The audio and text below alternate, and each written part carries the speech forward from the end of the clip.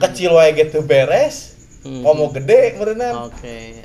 Mana ngubah ti diri sendirina, ibda binafsi, meureunan mulai dari diri sendirina gitu, Pak.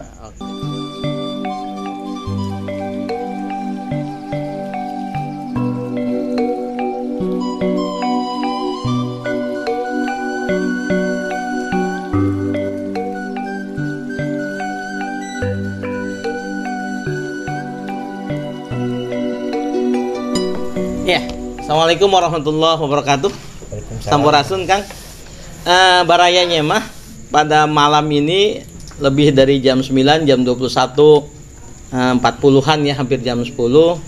Saya berkesempatan nyemah di salah seorang pegiat tokoh Subang yang mewarnai Subang hampir 20 tahunan, Kang. Iya. Nama lengkapnya Kang Handra Munandar. Handra Munandar. Beliau lahir pada tanggal 17 Desember 1975 di daerah Alfalah ini. Iya, Nama kampungnya apa, Kang? Gang Tahu. Gang Tahu ya. Jadi memang beliau betul-betul keturunannya sih ada Garut, tetapi lebih juga warna Subangnya memang sudah sejak kecil. Nah, beliau SD di sini, lalu SMP juga di sini, dan sempat SMA ke Bekasi ya, Kang. Iya. Kang, selama 1 tahun terakhir ini, apa yang kesibukan Akang, terutama ini soal warna Subang, mewarnai Subang, apa yang Akang lakukan dengan anak-anak, dengan anak-anak muda, teman-teman, apa tuh, Kang? Saya di 3 tahun terakhir ini pertama membuka kembali situs tentang ketahanan air. Ketahanan air Di Cekdam Ranggawulung. Oke. 40 tahun yang lalu Cekdam Ranggawulung ini digunakan oleh Pak Acu gitu kalau selama. Acu Samsudin Untuk dari Sumedang. penyangga Sumedang kan yang militer ya. Iya. Yang dari militer itu ada situs-situs yang terbengkalai. Artinya penampungan air yang sudah dibangun oleh tokoh-tokoh terdahulu tidak difungsikan. Ketika waktu itu banjir Surya Cigadung. Nah, zaman Pak Ating, peralihan antara Pak Ating ke Paruhimat pasca pilkada mau dilantik. Kan ada Pak Ating, zaman Pak Ating waktu itu. Iya, betul ada. Saya bikin aksi dengan masyarakat, dengan Karang Taruna di sekitar sini untuk kembali membuka penggalian dam yang terbengkalai. Alhamdulillah udah 2 periode sekarang dibangun lagi kan. Cekdam itu.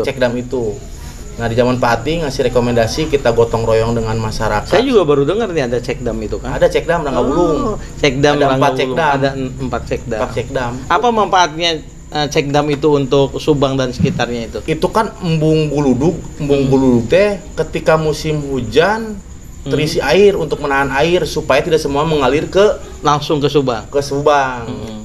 Mulailah sekarang sudah Cigadung tidak terlalu banjir. Oke. Karena tadi air-air yang dari gunung itu tahan dulu, dibikin embung-embung. Dahulu mah. Nah, sekarang kan dibuka lagi. Yang mengelola Cekdam itu siapa sebetulnya selama ini?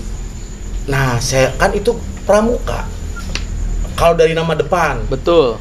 Pramuka. Ranggawulungnya sendiri adalah kawasan Taman Hutan Kota yang selama ini oleh Kuarcap. Dulu oleh Hutbun. Tanahnya. Nah, ini kan ada tumpang tindih. Saya kan waktu itu aksi dengan Karang Taruna itu ke Bupati, ke Pak Ating, langsung ke PUPR. Kata saya tadi kewenangan siapa? PUPR kekuatan anggaran. Makanya diserahkan ke BBWS. Tapi embung-embung itu ada sampai sekarang? Ada, udah terisi air. Yang selama ini tidak terisi? Tidak terisi. Dia terbengkalai aja jadi cekungan begitu. Mending cekungan ungkul, terus hampir pelapang bola. Sekarang itu agak mendatar, landai. Nah, sekarang mah sudah mulai dikeruk lagi untuk difungsikan kan kembali. Sudah ada, sekarang ada pintu air dari mana tadi turun, udah bagus sekarang, alhamdulillah. Nah, sekarang lagi pengerjaan 4 embung lagi. Dan bisa jadi ada beberapa embung yang harus dibuat baru. Oke. Gitu. Sesuatu yang sudah lama sekali. 3 tahun yang lalu lah zaman. 3 tahun lalu kemudian ketika peralihan antara Pak Ating ke Pak Haji Rohimat, ya mulai kita akan berdayakan kembali. Sudahlah mulai jalan ini. Iya. Harapan saya kan begini, kalau melihat banjir Pantura itu hal kecil lah. Sering tersampaikan ini dari Sungai Cigadung. Ini Sungai Cigadung, ini kan wilayah Cigadung. Hulu Sungai Cigadung itu adanya di Ranggawulung. Jadi hulu Sungai Cigadung adanya di Rangawulung. Rangawulung. Berakhirnya sampai ke Legon. Ke Legon, ke laut. Ke laut. Ke laut. Dan melewati belakang rumah saya. Iya. Oke. Oh. Nah, saya tidak mau jadi orang penyumbang kesedihan, walaupun bukan sedihnya, itu kan air itu berkah. Bagaimana manusia bisa bersyukur atau tidaknya terhadap berkah yang Tuhan berikan lewat air. Ya. Kalau saya melihat ini berkah air itu, berarti kita sumber daya alam yang kita miliki sangat banyak. Tinggal bagaimana manusia mau berpikir atau tidak. Tinggal bagaimana memaksimalkan kita pengelolaan anak. Ya, kemarin ini saya suka guyonan begini, Kang. Soal air ya. Iya. Air itu selalu tidak pernah lupa jalan pulang. Jalan pulang. Jadi air itu selalu memaksa dia untuk pulang kembali. Maksudnya ke laut. Laut kemudian nanti ada proses naik lagi dan jadi hujan. Nah, yang membuat kemudian mereka agak bulak belok air itu karena manusia merubah banyak hal gitu ya. Jadi Akang lakukan ini 3 tahun ini. Iya, 3 tahun ini. Oke, selain itu apa saja yang dilakukan lagi, Kang? Nah, saya lakukan lagi penanaman pohon bambu. Gitunya. Artinya kenapa menanam pohon bambu di tiap-tiap tebing? Karena yang saya tahu, bambu itu ketika di malam hari airnya naik ke pucuk daun. Oke. Tapi sering merhatikan daun gitu. Ya. Nah, ketika siang hari dia turun ke tanah. Si air itu. Iya. Oh, ini untuk menguatkan si akarnya itu kan nyanggrem. Oke. Ya. Untuk menguatkan tebing-tebing. Ini cocok untuk kontur tanah dari atas sampai ke level kota seperti Subang ini. Untuk menahan tadi tanggul penahan tanah. Awi itu bambu rumpun bambu itu yang banyak. Bambu itu TPT alam. Oke. Ya, selama ini kita sibuk dengan program TPT, sebetulnya alam sudah menyediakan TPT yaitu dengan rumpun bambu itu. Dan kita tidak belajar pada alam kan? Iya. Udah begitu, jika bambu ini bambu mapan ketika para petani hutan tidak punya uang, bambu lah awal di hajar itu. Kalau udah garing pisan, baru pepohonan.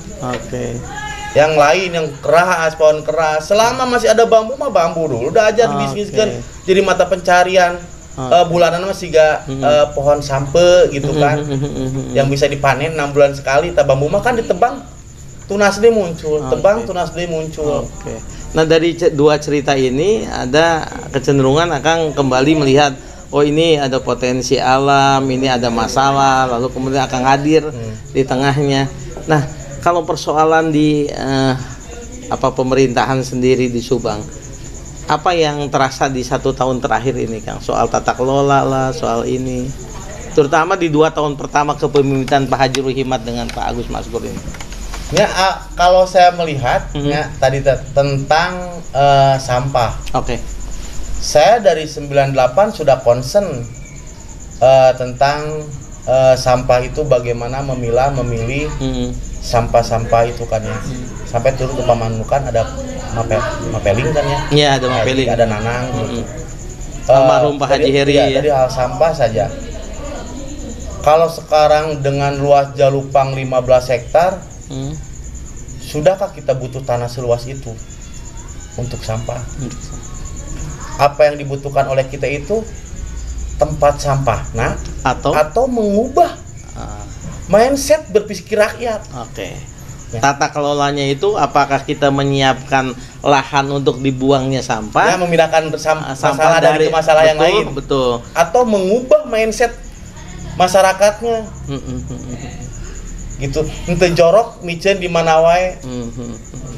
Kan eta. Apa solusi yang Akang tawarkan soal sampah ini? Tadi teh kan bagaimana membereskan dari titik masalah di rumah tangga. Bagaimana ketika awal sekali kita memproduksi sampah dan apa perlakuan warga terhadap sampah itu. Ulah beralasan rumah saya mah kecil. Kecil wae gitu beres. Komo gede berenang. Mana ngubah diri sendiri ibda binafsi mulai dari diri sendiri gitu Pak. Membangun sebuah bangsa yang kuat itu harus dimulai dari dirinya sendiri. Udah bisa ngebangun bangsa ujuk-ujuk besar tapi diri pribadi-pribadina. Lalu apa peran pemerintah? ketika kita tahu bahwa masyarakat selama ini mindsetnya sudah mengatakan bahwa kita ini ya buang sampah. Saya yang tinggal di Cigadung, belakang rumahnya itu kan Cigadung. Jadi 8 bulan yang lalu saya merubah pola pikir itu, Kang. Jadi rumah saya yang tadinya belakangnya itu adalah Cigadung, saya ubah menjadi depannya. Jadi akhirnya kita punya dua muka. Iya, Muka bisa melihat kondisi, kita perbaiki, kita elok-elok lah, orang Padang bilang, kita percantik. Lalu setelah itu saya undang kepala desa, kades saya. Jadi Pak Hasanuddin nanti kalau saya menonton ini dengan tokoh di sana, ada Pak Herdis, ada Herdis sekretaris, ada Pak Tata yang orang di sana Kaur juga saya undang. Lalu kemudian ada tokoh perempuan juga, lalu ngopi dari jam 7 sampai jam 9 begitu. Saya bilang ini kan sudah bisa merubah nih. Pertanyaannya, kalau kita menjadikan sungai itu sebagai beranda depan, kita rek ngotoran muka tidak? Kan nggak pernah. Lamun ngabujuran pasti di kotoran. Nah, tapi kan yang punya kesadaran itu, saya walaupun telat nih ya, karena baru punya kemampuan lah untuk merubah rumah gitu kan. Itu kan tidak mungkin kalau tanpa ada gerakan dari pemerintah karena pemegang kekuasaan. Betul. Apa yang harus dilakukan tuh, Kang? Tadi pemerintah bisa melakukan apa saja dengan tangan kekuasaannya. Sangat bisa, sangat banyak. Untuk ngomong tuh bisa. Lamun ngomong tuh bisa mundur. Biar kita yang mengganti anak-anak muda gitu kan. Baiknya kalau solusinya naon wasih gitunya. Pan kalau diceritakan A B C D bisa panjang, terlalu panjang.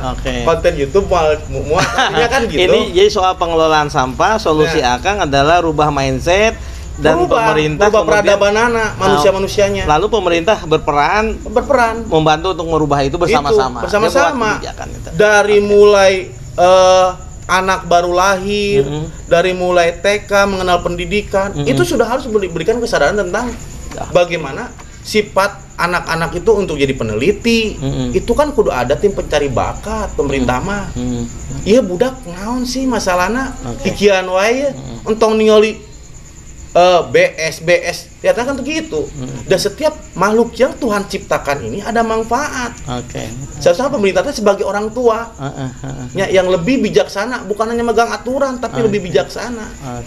Sok kadieu men ujang nyai geulis kaset ngariung. Sosok pemerintah nu sekarang konon katanya jawara, walaupun tagline itu nya aset teukena siga kakak kelompok saya wungkulnya kaum Bromo Corah mennya.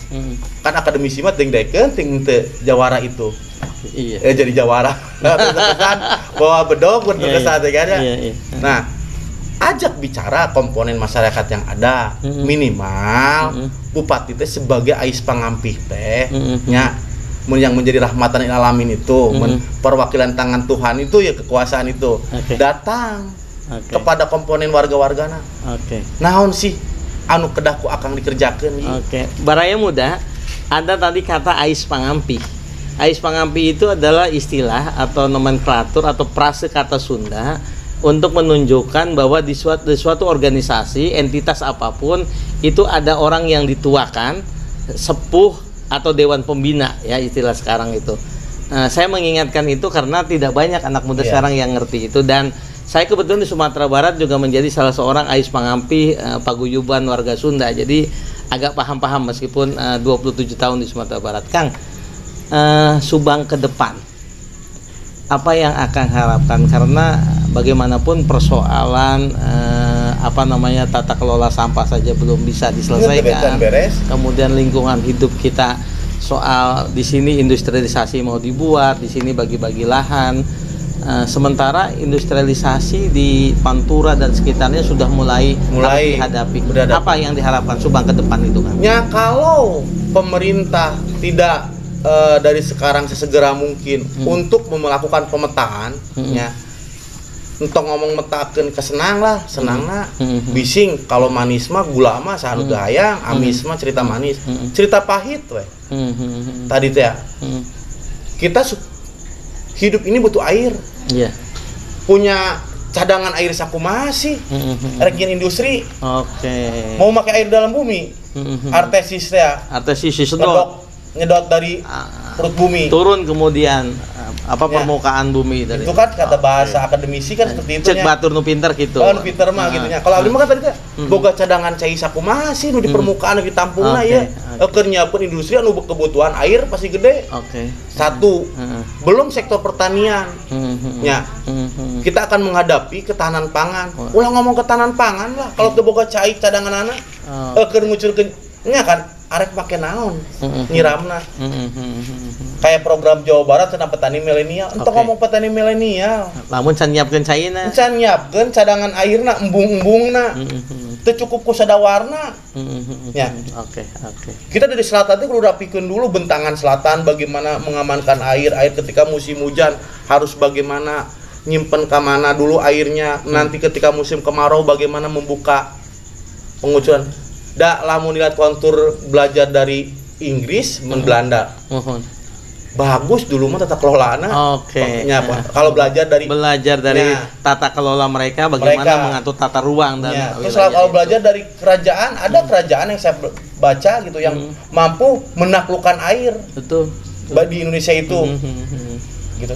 Bagaimana pola misalnya yang sederhana saja ada gua Sunyaragi. Di sana juga tata kelola airnya diatur. Di berbagai puri-puri tempat mereka mandi juga bagaimana diatur tata kelola airnya. Kita memang mesti belajar banyak di sejarah. Nah, kalau begitu soal tipe kepemimpinan, kira-kira Subang ke depan butuh tipe kepemimpinan seperti apa kan? Anu pantang menyerah. Kuncinya dia pantang menyerah. Lama anu gampang menyerah mah, anu gampang keluh kesah. Teu kudu jadi pemimpin dari sekarang juga. Mending keneh tadi teh jadi penonton anu tutrek. Kudu daek cenah hese. Bongan bongan hayang-hayang da ieu teh hese. Lamun gampang mah tukang sorabige bisa. Pangna dipilih itu karena memang diharapkan ya berani mengambil keputusan, berani bertindak. Tadi membaca peta wilayah Subang yang seperti ini nya ulah waka ieu heula mun rek naon heula ieu gaweanana. Tarola Meresan Selatan akan digambarkan seperti apa. Ngaberesan tengah kota seperti apa. Ngaberesan utara ulah jadi anak triway anu tempat pembuangan limbah ti luhur teh beak we keur. Lamun orang mundu mah cenah lamun musim kemarau kagaringan, kalau musim hujan langsung kebanjiran. Tak ulah sampai gitu pamimpin mah kudu bisa nyapu ti luhur nepi ka handap. Semua sudut-sudut rumah teh tahu ieu kudu jadikeun ieu kudu jadikeun ieu. Itu harus bisa kesana anu teu ngeluh. Anu daek mobile setiap hari nguriling gitu nya. Lain duduk di belakang meja wungkul, daek nguriling najaan ngobrol. Saya di akhir-akhir ini 2 hari terakhir ini selalu mepende ya.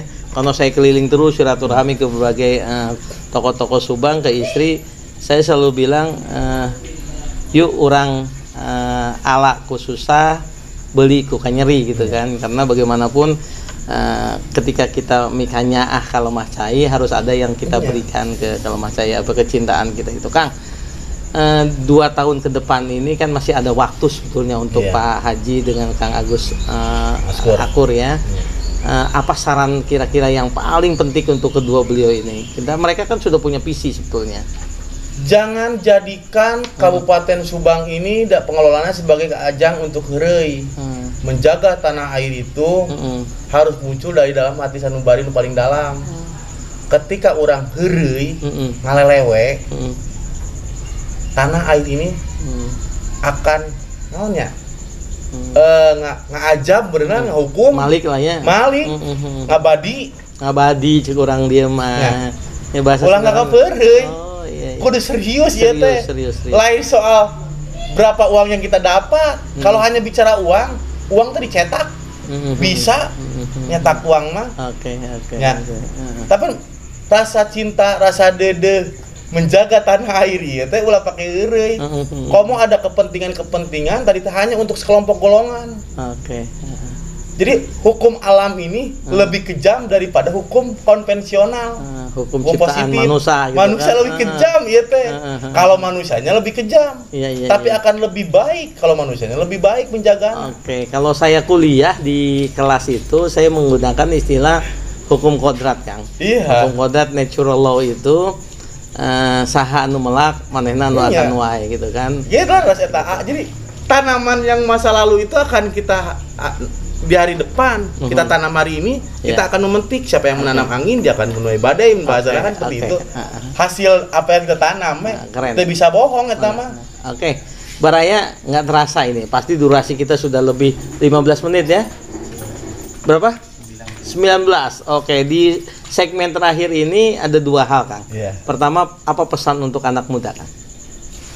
Anak muda itu harus visioner, tidak boleh pesimis. Artinya kepemimpinan masa depan ada di tangan anak-anak muda.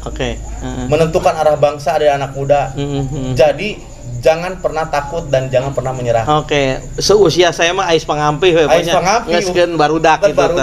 Karena di tangan mereka, di tangan para pemuda, tergenggam arah bangsa itu dari mereka. Orang mah kayak hanya bisa ninggalikeun anak-anak muda wungkul yang mereka yang bergerak menentukan arahnya mau dikemanakan sih. Terserah mereka anak-anak muda. Paling tidak sekarang kita memberikan legacy, memberikan contoh kepada mereka, memberikan arahan sebagai ais pangangpi. Anak muda itu pesan bagi anak muda, dan ini pertanyaan wajib dan pamungkas sebelum nanti saya menyimpulkan benang merahnya. Yang mencetak Akang awalnya Alon bicara itu siapa sebenarnya, sosok siapa? Kalau ngobrol dengan mama almarhum, orang yang banyak menempa mental kepada ibu. Pertama itu ibu mama kan mama itu dari kelompok Muhammadiyah, bapak dari NU Cisalak. Saya setiap hari selalu berbeda. Jadi ibu Aisyah lah ya. Iya, dari Muhammadiyah. Bapak NU. Jadi setiap hari saya harus ketika bertemu dengan ibu Muhammadiyah, ajaran Muhammadiyah, ya mah demokrasinya. Saya belajar demokrasi. Nah, kata mama teh, mama mah teu pakai tahlilan. Saya ikut teu pakai. Datanglah ke bapak. Bapak mah pakai tawasulan, saya ikut ke bapak. Saya nggak mau orang tadi teh lamun bahasa mah di mana bumi dipijak di situ langit dijunjung. Walaupun ada tematak pidorakaeun ieu pikir abdi mah nya ngiluan ka mama terakhir meninggal teu tahlilan. Bapak lebih awal tahlilan ikutan tawasulan, ikutan ziarah kubur. Nya saya, mama enggak. Tapi tadi teh kan saya nggak mau urusan kebebasan ini nya kudu jadi papaseaan soal keyakinan serta demokrasi. Kedua, urusan yang lain tadi Ketua Pemuda Pancasila mengundang. Jadi ada mama yang mencetak soal demokrasi, perbedaan paham, dan ada juga Kang Haji Endang. Nah, yang terakhir menurut Raja Galuh Pakuan, Kang Epi ketika di usia 21 tahun masa-masa ini saya teh Kang Epi teh pengusaha kreditan, ada blender, dia bertemulah di jalan teh, ngobrol saya udah sedekat tuh ini. Terus ngomong ke saya teh pas 96 98 masuk di itu tuh belajar pepartean ke mana, ke Partai Keadilan. Kata Kang Epi itu. Udah lama lah nggak ketemu.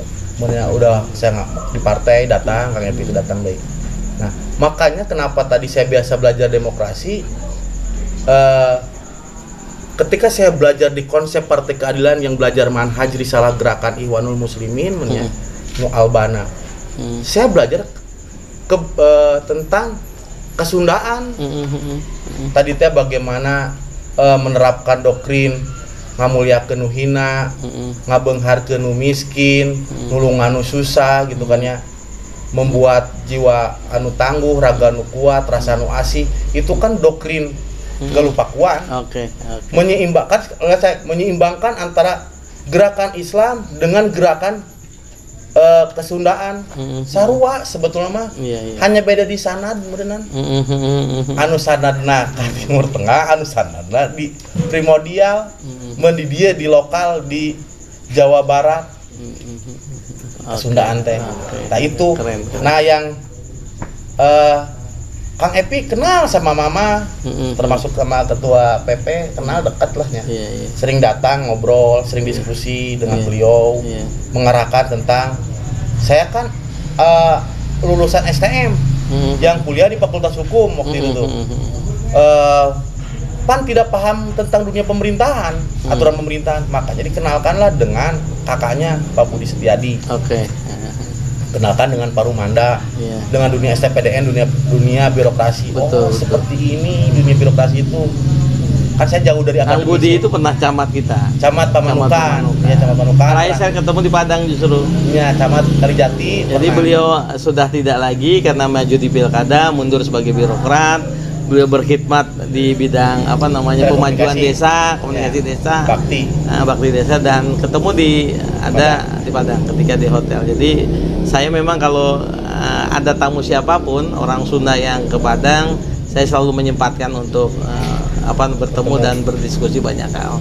Oke, hatur nuhun Kang. Sami-sami. Ternyata ada 3 orang penting yang membentuk, mencetak karakter Akang itu seperti ini. Jadi multi lah ya, komplit benar gitu. Komplit benar. Luar biasa ini Kang. Oke, Baraya, tidak terasa pertemuan ini sudah lebih dari 25 menitan.